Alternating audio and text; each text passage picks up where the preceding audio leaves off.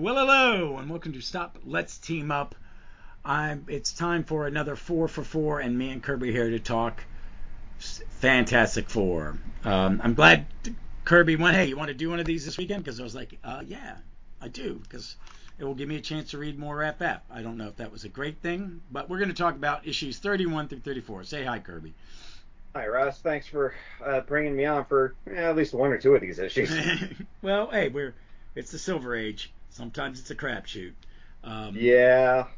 And I'm a big Silver Age fan, but I just think sometimes with that being written for kids. So we're going to start with FF31, which is the Return of the Mole Man, which I normally think's a good thing.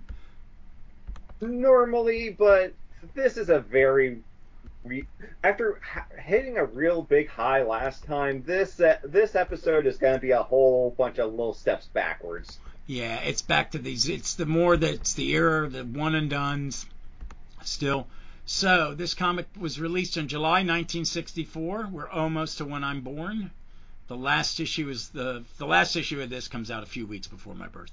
But it's cover dated October 1964. It's got a great. I like this cover. I like all the early. They're busy, but they're fun.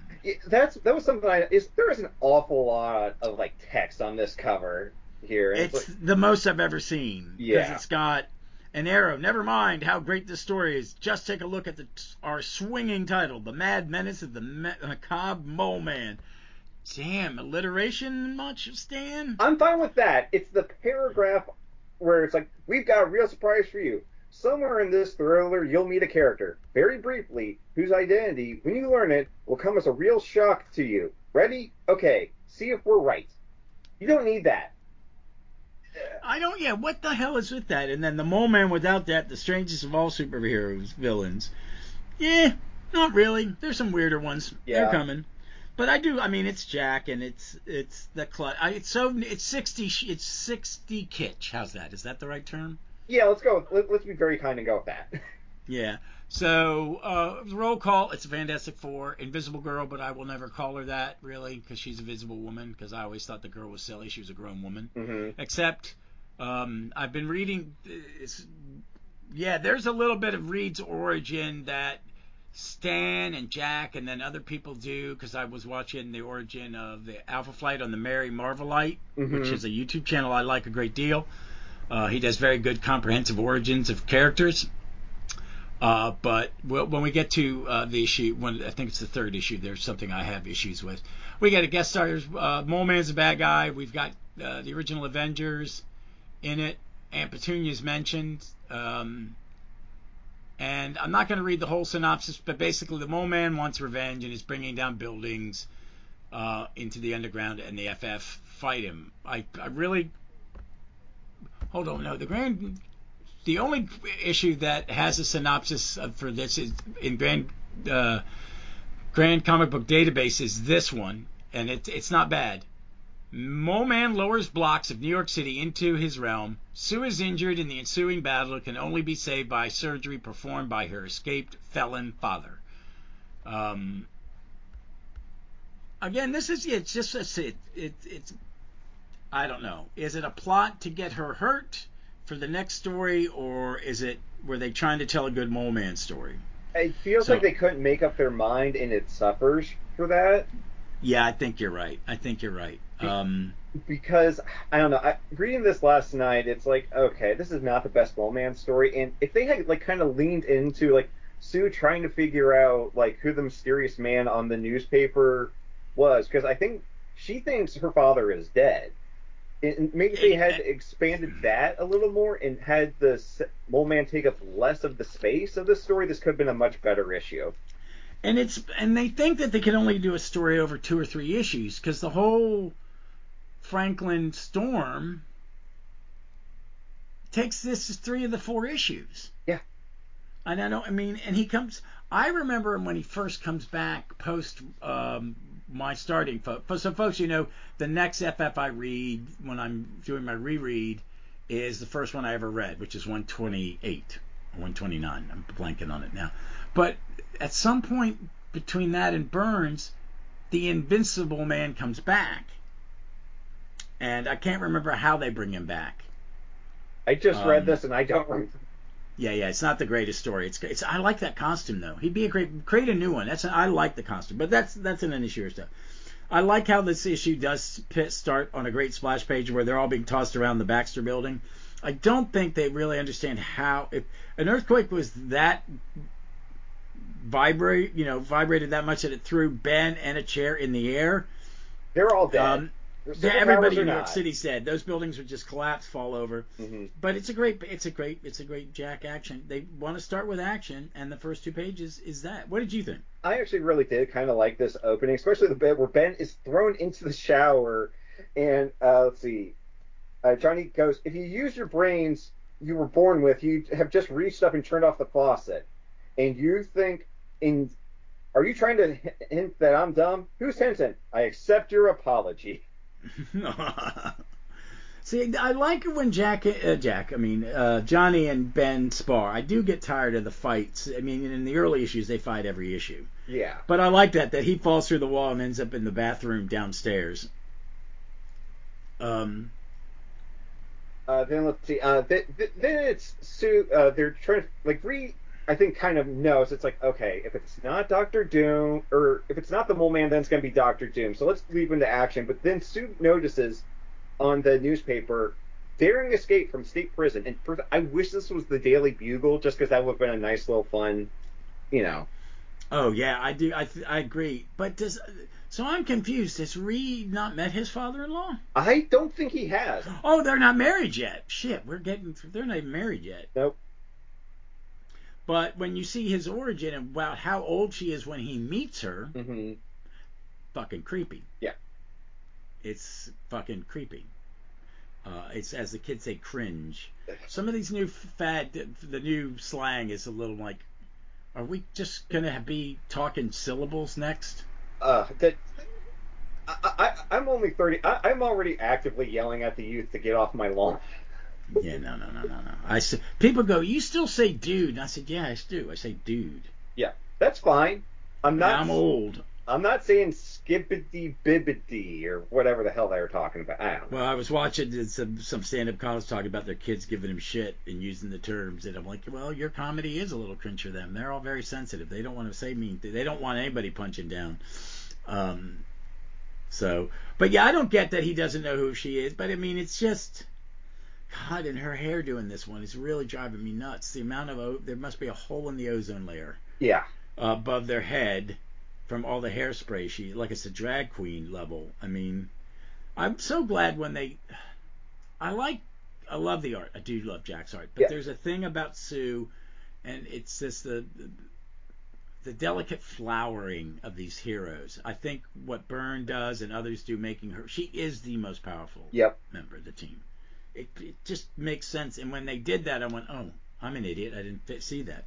It's great, and I do like this, and I do like this plot point. I just think it's so for kids that it's so oversimplified that I'm comparing it to the way it would be done. This would be done over 7 issues though now. Oh right? yeah, so, no, yeah. Yeah. So, but I like when they hear that they go and the city block is missing, and how do you not know it's the fucking Mole Man? Yeah, exactly. At that point, Johnny tries to fly down, but even he can't reach the bottom, which, okay, fine. Yeah, but it's a neat, I love that. I do like the overhead view when they're in the Fantastic Car. Oh, that's a good shot. That is legit. So I do love that Fantastic Car. I also like the but the bathtub was a new one to me when I said, the first time I saw the bathtub car one was when Byrne took over the book as writer-artist. And I love that one. That one was cool. I like all the Fantastic Cars in the Pogo. They have the best tech. Oh, yeah. I mean, they are just allowing Jack to just go nuts with the tech, and more Jack tech is never a bad thing. Yeah. So on page 5, Johnny says there's ice. I was like, shouldn't that be molten lava? Okay, but yeah. Well, no, there's a certain section of where it'd be cold, but I'm a person who's. Have you ever watched the disaster movie The Core? Oh God, like when I think it first came out. I watch it every time I run into it. It's so fucking bad and so fucking good. The caliber of actors in that set, I'm like going, really? You got Delroy Lindo, you got Stanley Tucci, you got Aaron Eckhart, you got whoever else is like, and I like a disaster movie, but I do enjoy it. It's not Armageddon, which I find hard to watch. Yeah. But it's not bad. I like a disaster movie. But it's the bad 60s science, and then you get the Mole Man. I do like the Mole Man as a villain. What is your take on him? I don't know if we've talked about this. I think I have kind of grown to appreciate him a lot more, just because he is a nice change up from Doctor Doom. I like him best when he's like controlling all of like the giant kaiju, more than anything. Like him just kind of like slicing up city blocks down. It's not my favorite, but I can deal with it here. And I can't remember what the term is for the glasses he's wearing, but it's the same like anti-reflection that like Captain Cold wears, and I just always think that's a cool look. I think he's well designed. I like it when he's a sympathetic villain. Yeah. I think he because he's ugly and unloved, and he's slashing out because his fellow men are pieces of shit. Yeah. And that doesn't happen. I think it happens later. I just read one. It was the last arc before that I read in my reread, where he's dating Tyrannus's girlfriend. Oh yeah. And he thinks he's turned Tyrannus into his bitch, but he hasn't. He's just being used by two pretty pricks. And I like that. I like it when he does that. And which is weird is I read, they do on the app, they do the Infinity comics, the scroll comics. Right. You told me about. Which I like. I like some of them. Some of them are written for kids. And if that's how, and I was talking to my goddaughter and my best friend Vic at a party, and she reads webtoons, web comics, and that's maybe the new mode of new delivery system for comic books. Sure. And comic strips. Fine with it. Some of them I've read in the Marvel app. I'm like, this isn't meant for me. I'm not 14. Right. I'm not. But I read the first one that's tied into the current Ted McKay or the new Avengers thing where they have the 3 squads. Or the 2 squads, and they now have a third one, but the West Coast isn't lined up in it. And where they're playing a soccer match for charity, and the villain is Tyrannus.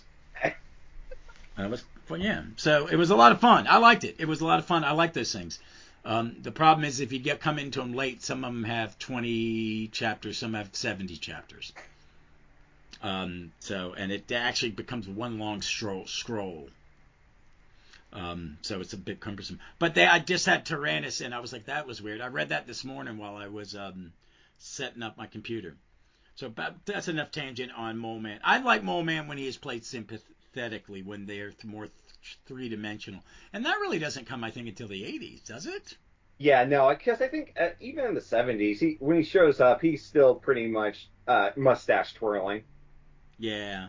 So there's another earthquake that does the same thing, and it's like, come on, man. We had an earthquake here in Richmond about 2 weeks ago, and I was like, did I sleep through that one? We have I don't know if you guys feel them, but we've had bad one. We had one bad one a few years ago. No, like we get some very little ones. One recently, and this is, sorry for the tangent, but I went to the bathroom when it happened, so when I came out, I'm like, whew, sorry about that. These toilets aren't meant for my diet. Oh my God. Well, when we had the bad one down here, which is because it was closer to Richmond than it is up to you all, when they had to close the Washington Monument for a few years because there was a crack. Mm-hmm. I was sitting out in front of City Hall waiting for a bus on Broad Street here in Richmond. And I was heading to the theater where I work to do some work, and I felt it. I thought it was an explosion in the sewers or something, because that's what it felt like. But then all these church ladies in City Hall who worked in City Hall come run out in the street going, "Sweet Jesus, sweet Jesus!" Their hands over their heads screaming as they ran out of City Hall, and I was like, what the fuck? And then someone had to tell me there was an earthquake. It was like, oh, wow. But it was, this is insane. If it's big enough to throw you in the air, it's probably a 10 on the Richter scale, and these buildings would just implode. Yeah. So I think these are sometimes where I understand why people go, Roy, less talk, more show. Yeah. I think there are times I love Stan's dialogue, and there are times where it's like, I don't know what you're doing. Are you rushing it or silly stuff? But visually, this is fun, especially on. I think page 7 is when it gets a little more visually. I like the city coming down. What did you think of these panels? The thing I like the most is like Mole Man's giant floating like command center, whatever you want to call it. Oh, his little hover control panel. Yeah, I love it. And he marches everybody out. Well, humans in comic books are actually pretty. They give up really fast. Yeah. But I like how he sees Invisible Woman and she tries to turn invisible, but it doesn't matter because they're sightless, so they find him. Yeah, that was one thing. I'm like, after a couple of issues where we've had Sue be in the action and more than pulling her own weight, it was kind of sad to see her back to the damsel role. Thank you, because she's up and down on it. And she's up and down on it in this issue, I think, or it's one of the other issues in here where she's frail and gets captured and then has to save them. Okay, this drove me nuts, Josh. It's about on page 8. So they're on the Pogo plane to go down, but they're using these giant propellers. I'm like, you guys really don't have like a safer like device to burrow into the Earth's core here. Oh, I know. I do like the Pogo plane, don't you, though? No, I like the Pogo plane usually. 9 out of 10 times, it's just here with the giant propellers. I think it crosses over into silly that I can't deal with. Yeah, I know. It is a little silly. And then them coming down and the giant like tendrils with spikes. Those I thought looked cool. They did. I like the Mole Man running the things. You let the Mole Man run high-tech equipment? Okay. Yeah. Or the mole, what are they called? The Moloids? Yeah, I think I was about to say, but I think that's from H.G. Wells' Time Machine, which obviously, like, Stan and Jack definitely read. Oh, yeah. I don't understand what the big giant spores are, but they put his flame out. Yeah, that was one thing where I'm like, I'm guaranteeing Stan didn't know what Jack was drawing either, just because. So he just made shit up? Yeah. I think you're right. It's one of those things. And they land, and it's like, Reed's flying it at first, and then Ben takes over. Hey, it's like, yeah, why weren't you flying it? You're the pilot. Exact, yeah. But they crash land. This is my favorite bad comic physics. So the Pogo plane is spiraling down nose first, and Ben stops the fall by grabbing on one hand to the corner of a building. The jet brakes ain't working right. There's only one other way to slow down this baby. Baby down. But I'll probably have a Charlie horse for a week. No, if you did that, Ben, your arm is getting ripped out of your sock, and that plane is going through buildings like it's 9/11. Yeah, it's really. And then they're up on the building, and Reed's peeking over the edge of the thing, but Ben's standing right next to him. It's like they can see you, dude. There's a giant rock guy at the top of the building. And he's down at the street. I love it. It's the Mole Man, and he's with Sue. She's okay. And the Mole Man's like, so you escaped my little trap. I'd rather thought you would. Now you may come down here making no sudden menacing moves. And then they all slide down Reed like he was, because I like Reed. I've never asked you this. What do you think of Reed's powers? He's not. The stretchy characters are all very different. Okay, so I like. So again, clarificate. Disclaimer: Elongated Man's my favorite character. I like when Reed is closer to that than he is to Plastic Man. I don't like Reed as the huge shapeshifter. I like him more when he can just like stretch his arms around and all of that. Like I've seen some stuff recently where he's stretching his eyeballs out or like splitting his face basically into 3 different directions. And I think that's a little too disturbing. I much prefer where he can just stretch his arms, his legs, whatever. I don't like the shape shifting. Yeah, I like it sometimes when he turns into a ball with spikes, and that's about it. Like that, there are weird that's the ones. max of it. I'll take. Yeah, and Ralph will always be my favorite stretching character. Yeah. Is he not your favorite DC character? Oh, he's my favorite DC character. Period. Ooh, that's a good choice. Yeah. Bravo. Yeah. That's a good choice. I don't pick the big guns. Mine changed. Mine used to be Ollie. Mm-hmm. And then Jack Knight appeared, and I'm sorry, Allie, you're maybe number 3 now. Yeah. I'm sorry. Because it was always the Archer. I wanted to, they were the the angry outsiders, and at one point people go, why do you like them? Because they're the guys striving to be better. Mm-hmm. I find that a much more interesting. Like Clint for the most of his career has been written well, and he's like that. He's still trying to live up to the fact that he doesn't feel like he doesn't have a superpower, and he with all these powerful people, and he doesn't always see himself as their equal. And I think showing the self-doubt is good. And then when he is a leader, he's a great leader. It makes sense. When Roger Stern makes him the leader of West Coast, and when Busiek brings him in to be the leader of the Thunderbolts, which is perfection. Yeah, like that is obvious. Yeah. Yeah, that's a thing I need to get back in my reread, because I would like to plow through. I would like to do some coverage on it, because it is one of the better superhero books of the last 25 years. But they're captured by the Mole Man. He sends them back up to the planet, up to the surface. Why? Okay, wait a minute. Why is he doing it? I don't know. And that's my problem with a lot of this issue is I don't. Gee, Mr. Scully, I don't know. Yeah, I know. She shoots them back up, and they're the Avengers. And then there's stop, let's team up. No, and it's like, why are you fighting? And I was thinking, when you get to page 15, he's coming up with this device. He's trying to find a detector for the technology, and Sue's been in prison in the old diamond cage.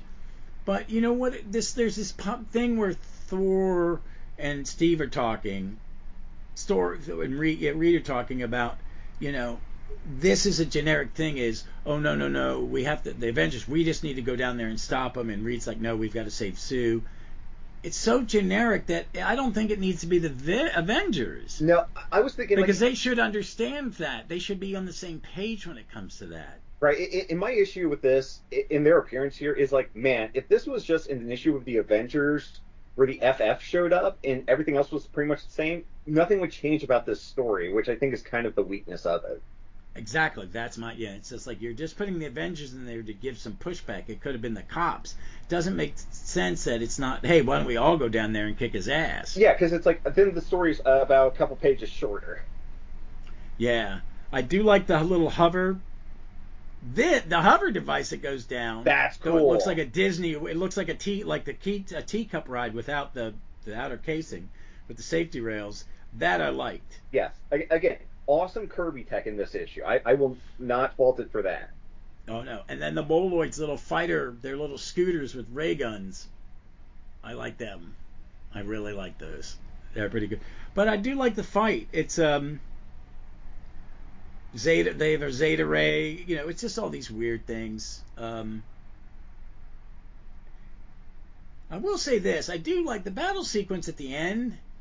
That it takes a few pages, I like. Yes.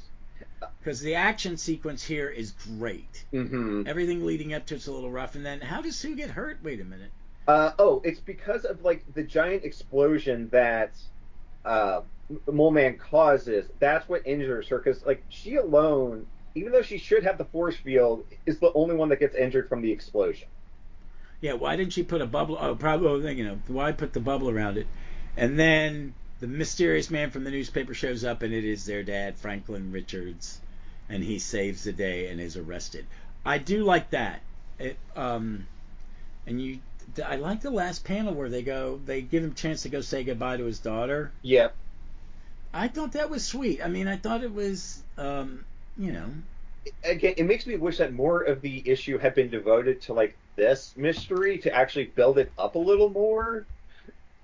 Yeah, I do too. It's kind of quick. Yeah, but I think it is a nice story, this is a nice, like, final 2 pages. But the rest of this issue is one you could honestly skip and just read these, and you'll be fine for the next one. Yeah.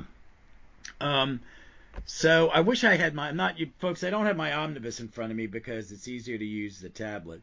But there is a letter from Mark Friedrich in this issue. Nice. Yeah. And then in the next issue, there's a letter from George R.R. Martin. Okay. That's not the first one that he wrote. Oh, really? Okay. I've seen that 3 or 4 of them. That's what I like about the omnibus is you get the letter pages. I feel sad that they don't put them in the epics. Yeah, I don't know if I've ever really read a whole lot of letter pages outside of like when I've been directed to. Well, I kind of scan them because you can find things. I've thought about adding to not with these, but what I like if I was doing something one page at a time from this era is some of the announcement of like what else came out. Mm-hmm. I find kind of interesting. So we're going to move on to the next issue, which is issue 32. Which, hold on, let me pull that up. There we go, right here. This is release date August 11th, 1964, cover dated November 1964. It's got another great cover by Jack Kirby, Chic Stone, Stan Goldberg, and Sam Rosen. And again, there's a lot of clutter on the page. Yeah, but this one at least like feels a little more focused. Yeah. Oh, I think you're right. So it says, "You're not likely to read a tale like this ever again." Maybe you are. Truly, it's a Marvel masterwork. Ooh, okay. Of the most compelling excellence, death of a hero. Who is the Invincible Man? Never before such a daring drama saw such raw realism. I'm not gonna ever say there's your whatever. What did you think of the? It's fine. Like it's not. All of the gray makes me feel like that this like Jack kind of had to turn this one in late or something, and they just kind of. Well, who's the colorist? Rosen? No, Chick. No, they don't credit colorists. No, I think maybe the pencilers are the colorists back then. I don't know. Yeah. Or they just didn't care back then, and they didn't keep track. Yeah, well, they wanted to pop on the stands and stuff like this. Is before spinner racks, way before spinner racks. So the splash page, Death of a Hero. The Thing's in another one of Reed's machines. He's going to try to make him human again. Yep. So, at least we're like, this is a standard FF opening, but we get some good Kirby tech as Reed tries again. Yeah, I like those giant transistor tubes, whatever they're called. The size of a, like, I don't know. It's just very neat. I do like his thing. And I do like on the page, too, where you see Ben change back into a human, but he's unconscious.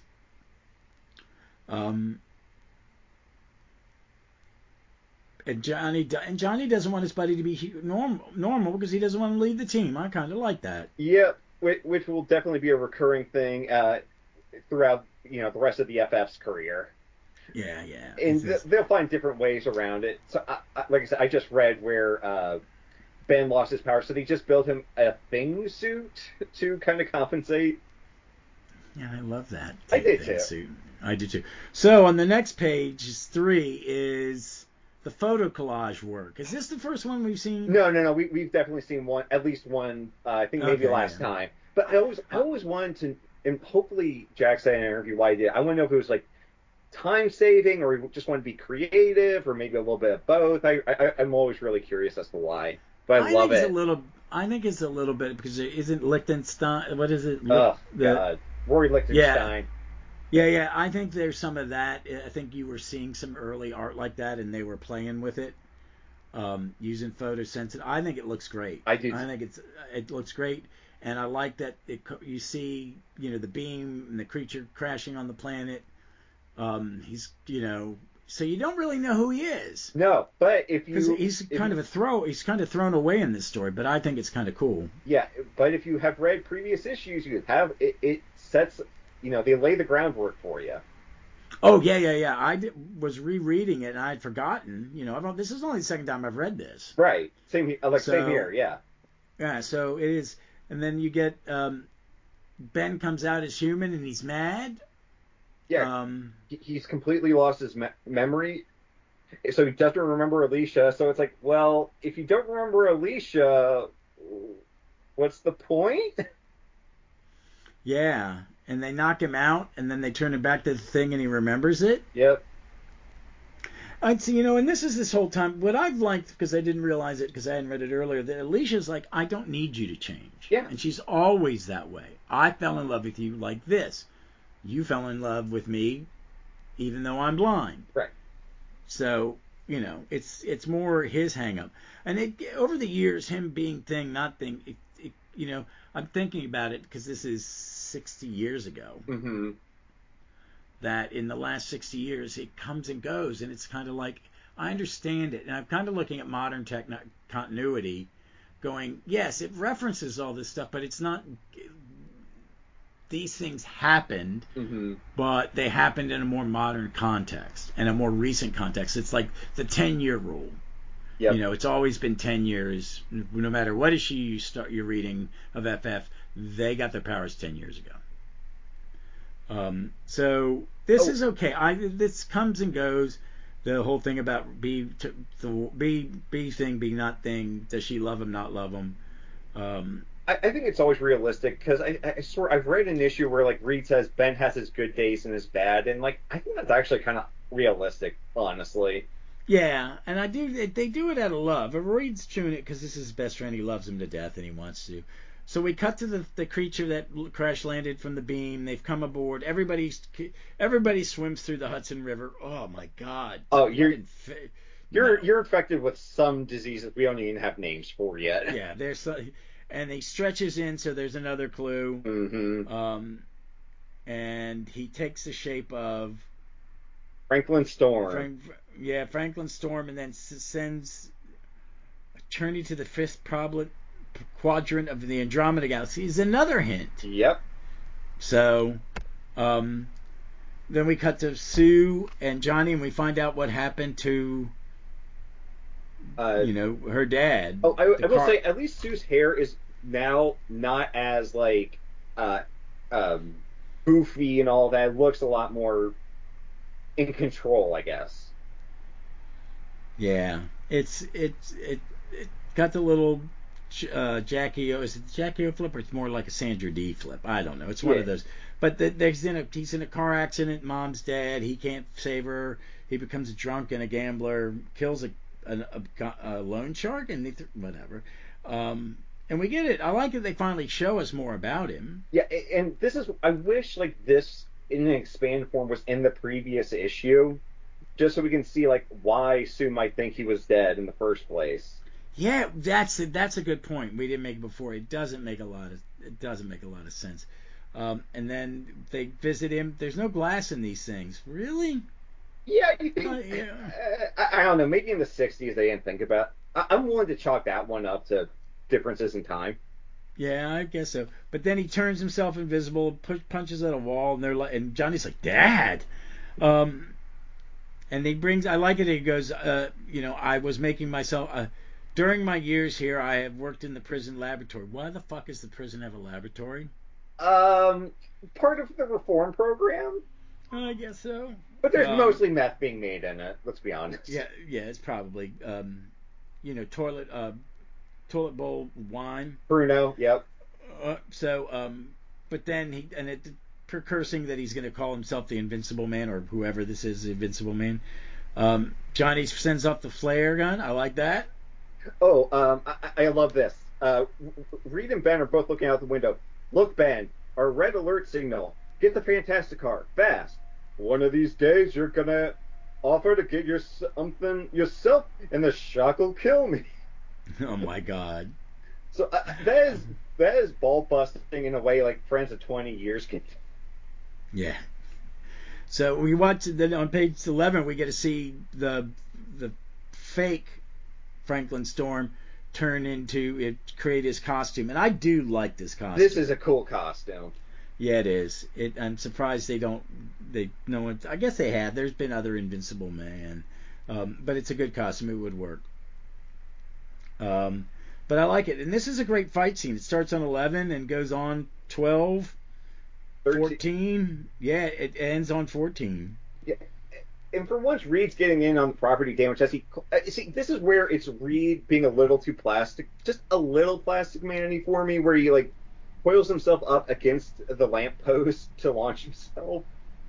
Oh yeah, it is very weird, very weird. I like that that Invincible Man shoots flame out from up underground, and Johnny comes and absorbs it, but then he spins him like a top, and it puts the flames out, and Johnny's like, oh, I don't feel. What's the next move? What can we do? Look at Reed. He's up to something, and that's when he turns himself into the projectile. And I never caught this, that it's the Invincible Man is using his version of Sue's powers to have Ben get bumps in, run into the missile that is Reed Richards. Oh, and before we go, this is the most dickhead Reed has been in a while. If I'm the leader of this group, you've got to trust me. Obey me implicitly. And it's like, Jesus Christ.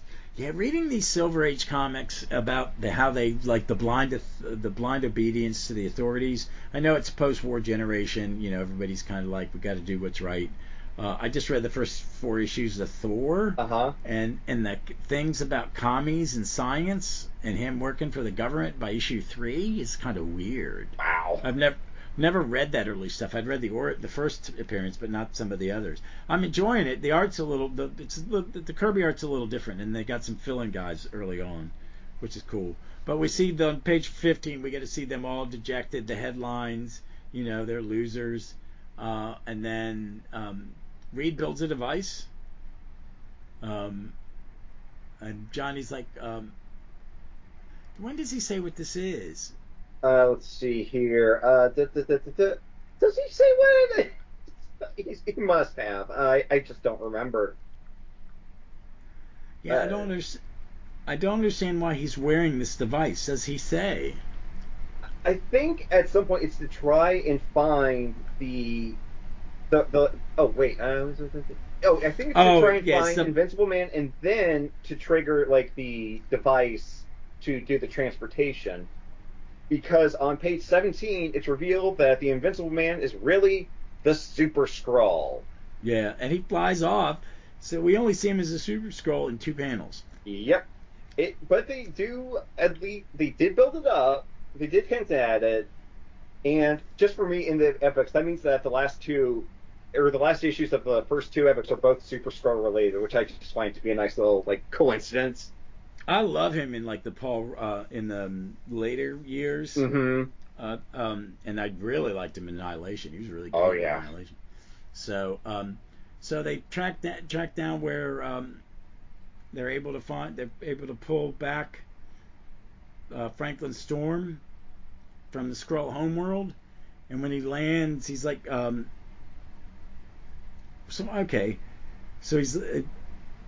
he rolls over and goes, no, stay back. And then there's this flash, and they scream, Dad, what happened? And just as Reed goes, just as I feared, the Skrulls made a living booby trap of him. Oh no! And he's got some, you know, he's fallen on the device like the grenade, and he's in the hospital, and he passes away. It's really sad. It's okay, but see, this would have taken like 12 issues. Oh yeah, no, this would be a writer's entire run nowadays. Yeah, but I do like it. I think they do the grief part really well. The one final panel is very, you know, especially that last panel where Johnny and Sue were just mourning over their father's corpse. I think a lot, looking back at these now when reading them, is I think that's a lot where Byrne got when he did the miscarriage storyline. Yeah. Which I really appreciated he did that. That's a really good issue. That's a really good issue. Yeah, and it's something that kind of, you know. All right, we're going to move to issue 33, which has a photo. It's got a cover by Jack Chick, Stan, and Sam Rosen. It was released on September 8th, 1964, cover dated December 1964. And it's got the photo collage thing on the cover. I like this cover a lot. This is honestly the best of the 4 covers we're reviewing today, just because, again. Yeah. And it doesn't have it has just one big banner box. See the fabulous FF for the very first time, all fighting on the side of the Submariner. and you've got Attuma. This It's is not his first Attuma. appearance. It's not Attuma. This is his first. It is his first appearance. That makes sense. Yeah, well, sometimes he's super powerful and a good bad guy, and other times he's lame. So this is when he's good. We have Lady Dorma in this. Warlord Krang is behind the scenes. But this is basically the fact that Submariner is the first kind of anti-hero. Yeah. Like we have, we love an anti-hero in comics. Well, people do. I do not. Depends. Sometimes. I think sometimes who it is. But I like this cover, and I like what's going on in this. And it's basically, we start on the first page, side by side with the Submariner's name of the story. And Reed's found a giant sea creature? Yeah, because one of my favorite stories I ever saw, Ramona Freitas once in an interview said, like, why do my sea creatures always look like I've never been to the ocean? And her response is, like, it's because, like, I lived in a landlocked state. I've never actually been to the ocean. All I have are these outdated, textbooks to look at. Oh, my goodness. But they're examining it, and they're like, I like Ben's line. I'll let you do it, because your Ben voice is better than mine. The Holy Cow one? Yeah. Holy cow. What's that? Last year's winner of the Miss Yancey Street Beauty Contest? Jesus, you're such a dick, Ben. But yeah, they're figuring it out. And they're mentioning, it's Sugos. It's where the, my side piece, Submariner dwells.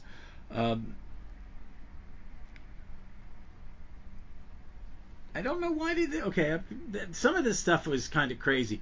Oh, he's like, go to the coastline and see what you can see, and Johnny sends up. Oh yeah, I almost read that as like Reed just wanting Johnny just to get lost for a bit, but Johnny took him literally. Well, yeah. Why don't you just fly over the coastline, Johnny, and see if you can spot anything unusual there? Just get out of my hair, kid. I'm busy trying to figure this out. Yeah, and what I like is this person wrapped up in sheets in a rocket that lands in his little spider legs, flies out, and it's Lady Dorma. I love that for a little way to get to the surface. That's another great Kirby kind of thing, and I like seeing Lady Dorma. She is a good character. Yep, she was really good in this issue. Yeah, and that they're willing to help, and then we get to see her tell the story. It's some really great Kirby art and who Attuma is and all that. These are great flashback sequences. Yeah, it's like as soon as I saw that we had another Namor story, I was kind of dreading it, but I am so glad that this is not like the fifth Namor kidnaps Sue story. This is a good epic, fantasy epic story, more or less. Yeah, and I really am digging this stuff because Attuma is more. I remember not really reading him until the late '70s. Him popping up in Avengers that tied into Marvel supervillain team up. But I like this, and it's this. They're gonna go underwater, so Oxo spray. He does some spray so they can read underwater.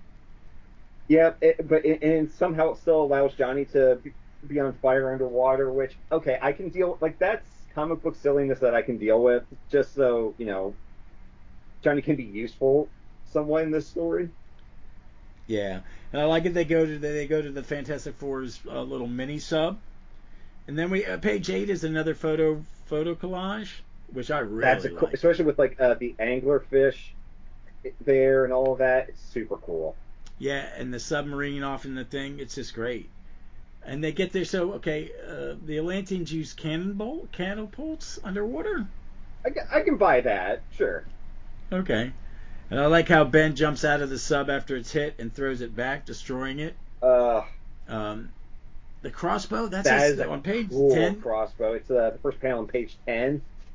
Oh, yeah. It's amazing, man. Kirby's art in this is so... this is still where he's still a little more cartoony. Yep. They haven't... Chic Stone's a good inker, but I don't think it's as good until... No, once he hits Senate, then we're, It's solid for decades. Yep. But this whole battle sequence with them teaming up with Namor...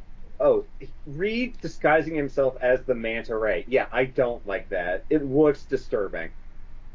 Yeah, it does, and they're in a little pocket with the Yeah. gross. They're inside, whatever. But a lot of the tech and just the dynamic and how he manages panels. He's getting way more Um, dynamic. It's not just like a 4x4 or a 6x6 here.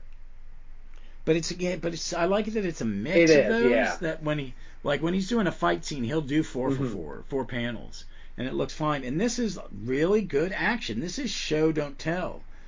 I mean, I don't know. A lot of what's going on is just it's a lot of Stan giving them to say things of why things work. It's like Geordi giving technobabble in Next Gen. But I don't think it takes away from it. No, I think it. I do think this issue is, of the 3 we've done so far, is so much better because it is such a good mix of action, character pieces, and a little bit of continuity. Like, Namor is not really a bad guy. And they reference, like the first annual where he tried to take over and where Lady Dorma first appeared. It all really works. And I think we were talking Namor before we started recording. I was thinking like this had to be his backdoor pilot for like Strange Adventures or his own ongoing. It wouldn't surprise me. Folks, they're putting out a Namor Omni sometime this year, like mid-June, July. We'll have all that and all the FF up through this.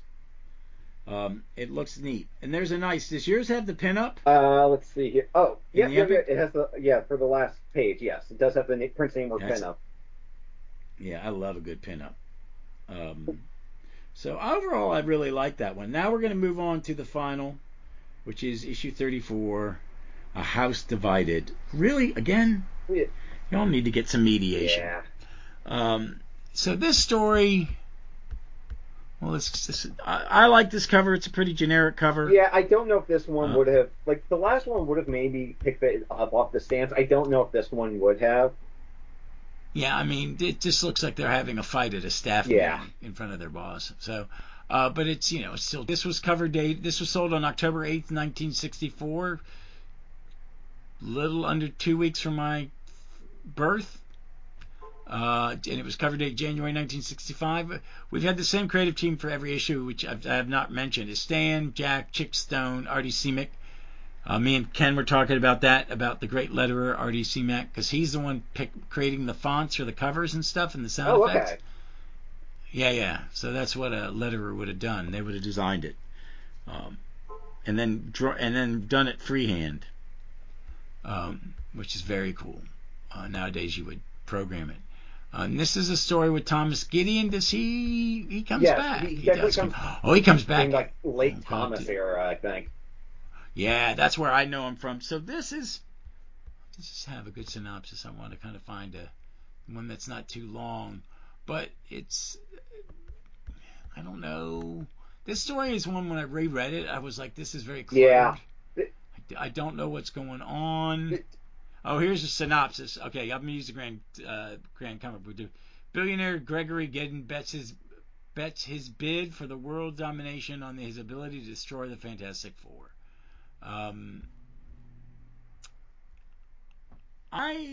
This issue could have used a second draft and would have been a lot better. Yeah, and the splash page is really just our 4 main characters. Alicia, Ben opening a package, and it's like, what is the mystery kind of thing? They could have used this for another issue and it wouldn't have mattered. Yeah, and then you get on the next page, it's a Beatles wig sent to them by the Ancestry. Yeah, and this is 1965, so the Beatles, for all Stan and Jai knew, they could have just been this weird fly-by-night pop culture reference.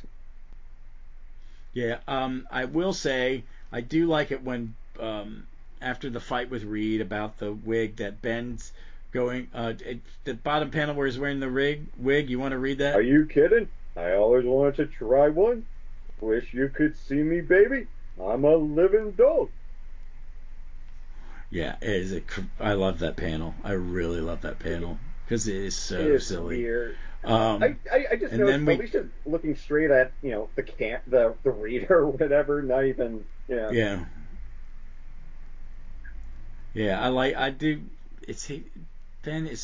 I think their relationship is so solid all the time through all of this. this era. I just think it's great. I'm pulling that image because I want to post it. So then we meet Gregory Gideon, and I posted this panel yesterday on some of the social feeds. He's in this big office with this high-tech like camera phone for some of the other billionaires, which one of them looks exactly like Simon Stagg from Metamorpho. Yes, he does. A tubby Simon Stagg, but it's Simon Yeah, Stagg. it's the wavy hair with kind of like the upturned, I don't know, wingtips or whatever you want to call it. Yeah, there's all these weird hair things, but I like it. I like how the policemen have these giant yellow bags full of with dollar signs on them. We gotta take this $1 billion back to the Mint boys. Mr. Gideon wanted only new bills, and it's like, okay. All right. So Gideon's a bit of a workaholic jackass. I always kind of felt he was a super baddie, but the mustache does not do him any favors here. It just looks scraggly and unkempt. Yes. So I like that Reed is people are taking his shit apart and seized. Yep. Because apparently Ben signed it, quote unquote. And then Ben comes in and goes, Ben thinks Reed is a Skrull, so they immediately just start fighting. Oh yeah, but when did Ben sign for it? I guess however Gideon has started this is like he forged Ben's signature. The okay. before. See, that's where I got. All right. See, some of this stuff, man. Sometimes reading Stan's dialogue, man, I kind of tune out. That sometimes I do just kind of get the gist of it. But so they start fighting. Ben wants Reed to prove that he he wants Ben to Reed to get his fingerprints, but Reed points out if I was a Skrull, that wouldn't matter because it could still replicate my fingerprints perfectly, Ben. That proves nothing. Yeah, it's kind of silly. And this fight goes on, and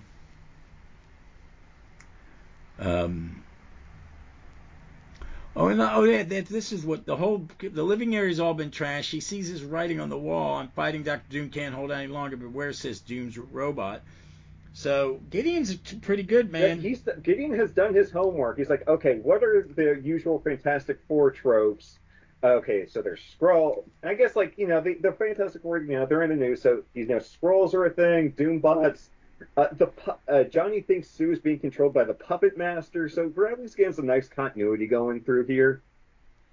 Yeah, and they have a suburban home. Okay, I thought they lived in the Baxter building. I don't know. And again, Sue's hair looks way better in this issue. Here. Yeah. And for Chic Stone, the way he draws Sue's invisible dotted lines actually does kind of blend in nicely with the backgrounds, on page 9. Yeah, I think it does too. I think that looks good. I also like the details to Gideon's office. Yep. The color choices are very four-color, like pink and yellow and orange. It's very strange. Yeah. I wish I had compared the digital copy to my omnibus copy. Because sometimes they make corrections. Okay, yeah, because in my epics, it is pinks, oranges, a couple of browns. That's it. Yeah, so that's all right. But but we get to meet his son here, and is that his wife? Yeah, no, it's his wife. It's his wife. Yeah. Okay. Hold on, I got kicked out of it. His wife, who by the time he'll reappear next, I think has died of cancer. Okay. Even though there's no indication of that here, so it's just Roy Thomas just wanted to kind of give Gideon a new excuse to be the villain of that issue. Yeah. And the kids reading Fantastic Four comic, yep. I love it. Love it. I was trying to see if they specify which issue, but it looks like just a generic cover. But it does have the Comics Code stamp on it. Hold on, I got an idea. I think it is. I'd have to go back, but I think there's a famous cover that's yellow. Maybe it's that. I don't know. But we see Ben's been thrown out. Reed and Ben have been thrown out or jumped out of the Baxter building. Sue's been riding in a cab without the guy seeing him. She just hands him the money. And they all get set up again. they're still. I mean, Gideon's still messing with stuff, and the son's. I feel sorry. The kid's like, Father, trying to destroy the Fantastic Four. Oh no, I can't. It can't be. He mustn't. Not them. But my favorite bit in this whole issue is Gideon has one of his like goons just put this giant concussion gun just right behind Reed. Reed, having no idea where this gun comes from, still shoots it right at everyone else. I know, it is so ridiculous. And the kid runs away. I like it. Then the dad feels like he's fucked up. I like it. Tommy's like, but why do I call him that? Nice. What was he thinking? No, nothing. Nothing must happen to the Fantastic Four. They're too good. They've done too much for the world. No one must destroy them, not even my father. But why do I call him that? He's my father in name only. He doesn't care for me or my mother, or all he wants is power. He'll never have enough to satisfy him.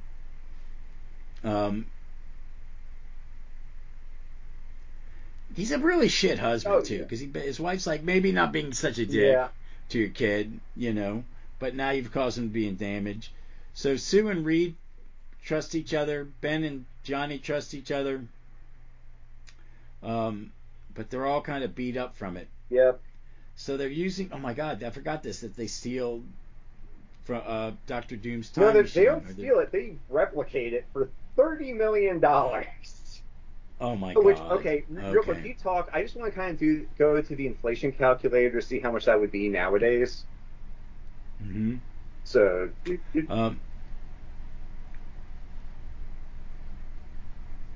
Let's see. This was October 1964. Come on. Mm-hmm. I'll look it up. Well, throw that back out. We're going. But I like this. Is the Ben and the kid go travel or teleported away in the time machine.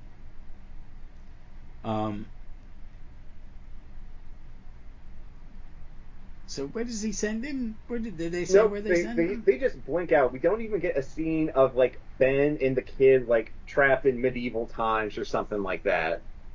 We get nothing. Oh, okay. Ben says something at the bottom of 19. He can stop blubbering. Wait, well, I'll let you handle it because yours is much better. Okay. Where? Bottom 19. 19. Oh, thanks. Sorry. You can stop blubbering now, Moneybags. On account of Reed turning off the power when he did, we were tossed back to the present by the machine's accidental recoil. Yeah. Yeah. So, they never really even said. Yeah, they don't. It's just kind of like, it's probably Jack drew something, and Stan just had to justify it. And it has a little comical ending where he's going to sleep. I like this one. I think the first two are the ones I kind of got were just they were just this. This one's a little bit better. The action's better. Gideon's not he's not a real bad guy. Right. And I kind of like it when they battle not wahaha villains. Yep. There is one. I think it's in the last caption is. Let's see. And there you have it, our first story in a dog's age without a costume supervillain. Be sure to tell us what you thought of Gideon, and be with us next ish, when a personal problem threatens to awe, but you'll see for yourself. So, till then, flame off and keep smiling. Well, I'm going to guess if it takes, probably, 10, 15 years for Gideon to show back up, there probably wasn't a whole lot of positive feedback on it. Yeah. So there's another pinup. It looks like the FF are at Yancey Street, and someone has painted Fantastic Four Go Home and Paint. And if you look up, or it's tar, I guess it's tar, and behind a telephone pole on a small platform is Dr. Doom with a bucket of paint was this and a brush. Used in an annual before this? Because I swear I remember seeing this before. Somewhere, I guess. So. All right, so that's it for the 4 for 4. Next time, Kirby, we're going by the epic mapping. Yep. So the next time we're going to be we're going to college, and the Dragon Man will make his first appearance, and following that, the Frightful Four make their debut. Yeah. Okay. Yeah, we're getting to some good stuff. And this I think is honestly, and I think I've said this before. This is our last rough issue before we just kind of go off to the races here. Yeah, I think we're getting closer and closer to where we're seeing some of the great stories. Um, Oh, no. yeah, they go to a distant star. It's Dragon Man, the first Frightful Four. They go to another alien planet, and then the Fantastic Four, Frightful Four come back, and and after that, the next one is the Daredevil team up. That's one of my favorite appearances of Daredevil. It was the first time I read it, really. I'd seen it in flashback, and they always kind of drew it in flashback to look like two different artists, because that's kind of what happens. They want to make him look Bollywoodish, and it works. It so works. All right. So I like to, it's fun because I've only read some of these once or twice. They are very up and down. It's the Silver Age. That's nature of the beast, nature of the format, and it's okay. We're about to, in a couple more episodes, folks, we're going to really get into some meaty stuff. We're going to get the first Galactus, first Silver Surfer, the first Black Panther, the Inhumans. Just so much stuff is coming up soon. Stuff that is really what makes FF what FF is. But I really enjoy these. What was your take? The first two issues were really kind of rough. But the Namor story, again, at least it felt like a nice giant kind of fantasy epic, and it wasn't just another Namor kidnapped Sue. And then the last, I like the Gideon story. It needed a second pass on it to kind of clean some stuff up. Like I almost kind of thought like it would have been cool if we started with the confusion going on of like, why is my plane getting dismantled? Ben thinks Rhea is a Skrull, and then we reveal that it's been this billionaire businessman manipulating them the whole time. I think that kind of would have worked a little better for me. Yeah, I kind of agree. All right, well, folks, that's it. Kirby, you have a recommendation for this week? So last night I finally finished the Will Payton Starman, and the short version is because of you, Ross. Let's just make that clear. Mm-hmm. I actually really enjoyed it as a whole. I do kind of feel like Will has got the short shrift of everything, because even would I have liked Roger Stern to have stayed on the whole run? Absolutely. But I don't think that the Len Swazitsky, I can't remember the last name, I don't think it's that bad. It's not that big of a step down from it. Well, you've read it. Yeah, you've gone further into it, and I haven't done a Will in a while because I got other things to kind of do, and I did like the last one I did was the first part of the team up between him, Rampage, and Phantom Lady, which I find those are great characters, and I think using those characters with him to create I like making Rampage a hero. Yeah, I always read her as a villain, so this was kind of weird to me seeing her as like a hero. Yeah, I like her. Excuse me. I like when they reform a villain to make him a hero. I think it's fine, and I think it works really well. I think it works well in that. So my recommendation, I hadn't really thought about this one. I've been jumping around a lot of stuff. I'd ordered a bunch of stuff and it's come in, and I got the Cullen Bunn, Hurt. The creators of Six Gun had something called The Damned, which came out first, but it came out in a hardcover. I'm looking forward to that. But I wanted to get. I've always been intrigued by Justice League Dark, and I read a little bit of it, and I had the runs, and I said I was going to read them, and I never did, and then I sold all those comics. But look, Jeff Lemire wrote some that's in the new 52 volume, and then I'm waiting on the Rebirth. I've read the first arc, and it's by Peter Milligan, with art by Mikel Janin. I've not been a Peter Milligan fan. Some of it I've liked. I liked Ecstatic. I thought that was neat. I read one of his Vertigo books, and I can't remember what it was, but I didn't really dig that as much. And he did something else. Really weird. His what? And he wrote the longest. Was he the longest writer on Hellblazer? Yeah, he wrapped the series up. He did all of the last 50 odd issues, and it's a weird mixed bag because some of it's amazing, and then it just ends on a real straight what the fuck ending. All right. So I want to say this is I've not always been impressed, or it's not spoken to me, but I like the first arc. I liked it a lot. I thought it was paced well. Michael Janin art is fucking amazing. And that's his older stuff compared to what he's doing now, and his new stuff is just so polished and it's gorgeous.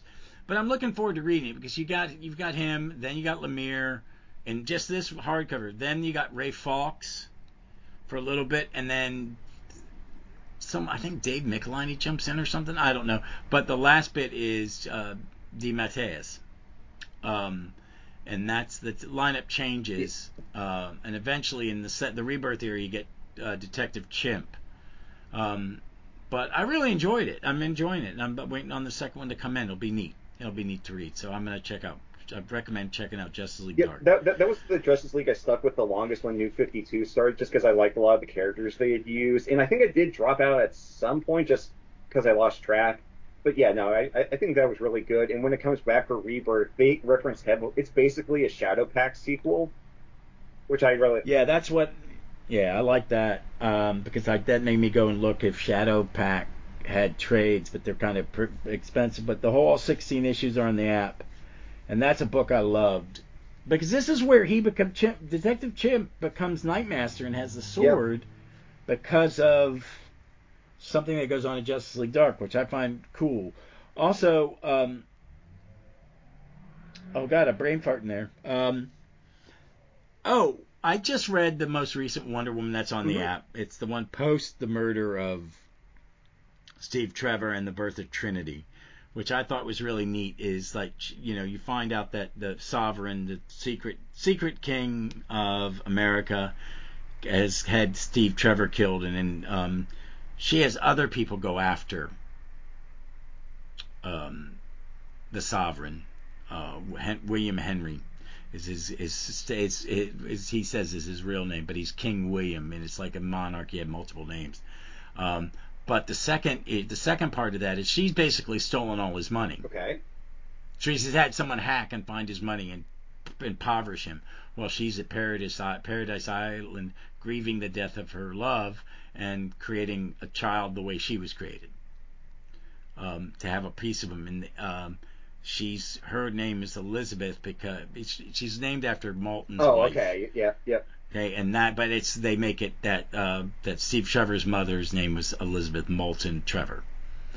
So I went, oh, that's kind of neat. I don't mind that. That's cool. It's a good reason to name her that. But Detective Chimp shows up at the door, and basically Detective Chimp does a Columbo to the Sovereign to the point the Sovereign loses his shit. And when Detective Chimp says, spoilers, folk, hey, yeah, I have enough evidence to prove you did it, but no one's going to believe it. So I'm just going to leave it there. And the Sovereign's like, good, you can't stop me. And then Detective Chimp leaves and goes, but one more thing. Someone's going to be coming by, kind of. And then there's a knock on the door, and it is reporter of the Daily Planet, Clark Kent, coming to ask questions. So the news gets out as a news story, and the Sovereign is fucked. I love Detective Chimp, but him doing a Columbo, and they lean into it. It's definitely a love letter to Columbo. Nice. And it's great. And I've really liked Tom King's Wonder Woman. I know some people have a problem with her being the violence, but I'm like, I just don't get it.